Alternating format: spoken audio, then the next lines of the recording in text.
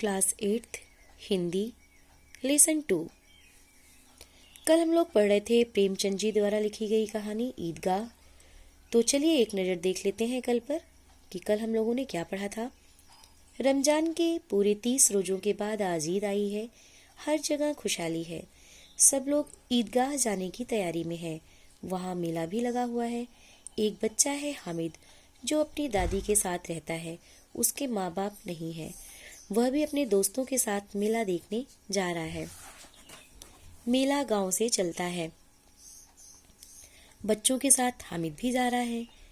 कभी सब के सब दौड़कर आगे निकल जाते हैं, फिर किसी पेड़ के नीचे खड़े हो जाते हैं और उन लोगों का इंतजार करते हैं जो लोग उनके साथ हैं। ये लोग क्यों इतना धीरे धीरे चल रहे हैं? हामिद के पैरों में तो जैसे पर ही लग गए हैं। वह कभी थक सकता है? वह कभी भी नहीं थक सकता। तो देखिए इसके आगे।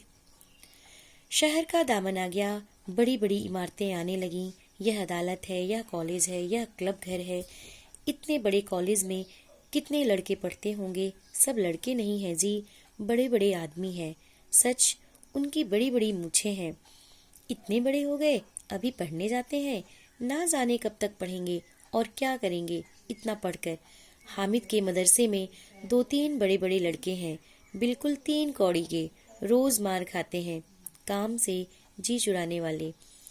इस जगह भी उसी तरह के लोग होंगे और क्या।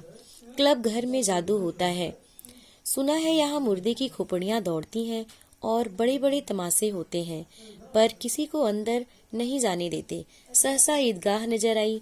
ऊपर इमली के घने वृक्षों की छाया, नीचे पक्का फर्श है जिस पर जाजिम बिछा हुआ है और रोजेदारों की पंक्तियां एक के पीछे एक ना जाने कहां तक चली गई हैं। पक्की जगह के नीचे जहां जाजिम भी नहीं है, नए आने वाले आकर पीछे की कतार में खड़े हो जाते हैं। आगे जगह नहीं है। यहाँ कोई धन और पद नहीं देखता। इस्लाम की नज़र में सब बराबर है। इन ग्रामीणों ने भी वजू किया और पिछली पंक्ति में खड़े हो गए। कितना सुंदर संचालन है, कितनी सुंदर व्यवस्था। लाखों सिर एक साथ सिजदे में झुक जाते हैं, फिर सब के सब एक साथ खड़े हो जाते हैं, एक साथ झुकते हैं और एक साथ घुटनों के बल बैठ जाते हैं। कई बार यही क्रिया होती है, जैसे बिजली की लाखों बत्तियां एक साथ प्रदीप्त हों, जलें और एक साथ बुझ जाएं, और यही क्रम चलता रहे।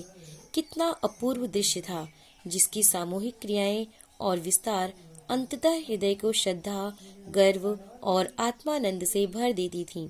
मानो भ्रातृत्व का एक सूत्र इन समस्त आत्माओं को एक लड़ी में पिरोए हुए है। नमाज खत्म हो गई। लोग आपस में गले मिल रहे हैं। अब मिठाई और खिलौनों की दुकानों पर धावा होता है। ग्रामीणों का यह दल इस विषय में अन्य बालकों से कम उत्साही नहीं है। यह देखो, हिंडोला है, 1 पैसा देकर चढ़ जाओ। कभी आसमान पर जाते हुए मालूम होगे, कभी जमीन पर गिरते हुए। यह चरखी है, लकड़ी के हाथी, घोड़े, ऊंट छड़ी से लटके हुए हैं। 1 पैसा देकर बैठ जाओ और 25 चक्रों का मजा लो। महमूद और मोहसिन नूरे और सम में इन घोड़ों और ऊँटों पर बैठते हैं। हामिद दूर खड़ा है। 3 ही पैसे तो उसके पास हैं। अपने कोष का तिहाई जरा सा चक्कर खाने के लिए नहीं दे सकता। सब चरखियों से उतरते हैं। अब खिलौना लेंगे। इधर दुकानों की कतार लगी हुई है। तरह तरह के खिलौने हैं। सिपाही और गुजरिया, राजा और वकील, भिस्ती, धोबिन और साधु। वाह, कितने सुंदर खिलौने हैं। अब बोलना ही चाहते हैं। महमूद सिपाही लेता है, खाकी वर्दी और लाल पगड़ी वाला, कंधे पर बंदूक रखे हुए। मालूम होता है अभी कवायद किए चला आ रहा है। मोहसिन को भिस्ती पसंद आया। कमर झुकी है, ऊपर मशक रखे हुए है। मशक का मुंह एक हाथ से पकड़े हुए है। कितना प्रसन्न है। शायद कोई गीत गा रहा है। बस मशक से पानी उड़ेलना ही चाहता है। नूरे को वकील से प्रेम है। कैसी विद्वता है उसके मुख पर। काला चोगा, नीचे सफेद अचकन, अचकन के सामने की जेब में घड़ी, सुनहरी जंजीर। एक हाथ में कानून का पोथा लिए हुए। मालूम होता है अभी किसी अदालत से जिरह या बहस किए चले आ रहे हैं। यह सब 2-2 पैसों के खिलौने हैं। हामिद के पास कुल 3 पैसे हैं। इतने महंगे खिलौने वह कैसे ले? खिलौना कहीं हाथ से छूट पड़े तो चूर चूर हो जाए, जरा पानी पड़े तो सारा रंग धुल जाए। ऐसे खिलौने लेकर वह क्या करेगा, किस काम के? वह अपने आप को समझा लेता है। हामिद खिलौनों की निंदा करता है। मिट्टी के ही तो है, गिरे तो चकनाचूर हो जाएं, लेकिन ललचाई हुई आंखों से खिलौनों को देख रहा है और चाहता है कि जरा देर के लिए उन्हें हाथ में ले सकता। उसके हाथ अनायास ही लपकते हैं, लेकिन लड़के इतने त्यागी नहीं होते, विशेषकर जब अभी नया शौक है। हामिद ललचाता रह जाता है। खिलौनों के बाद मिठाइयाँ आती हैं।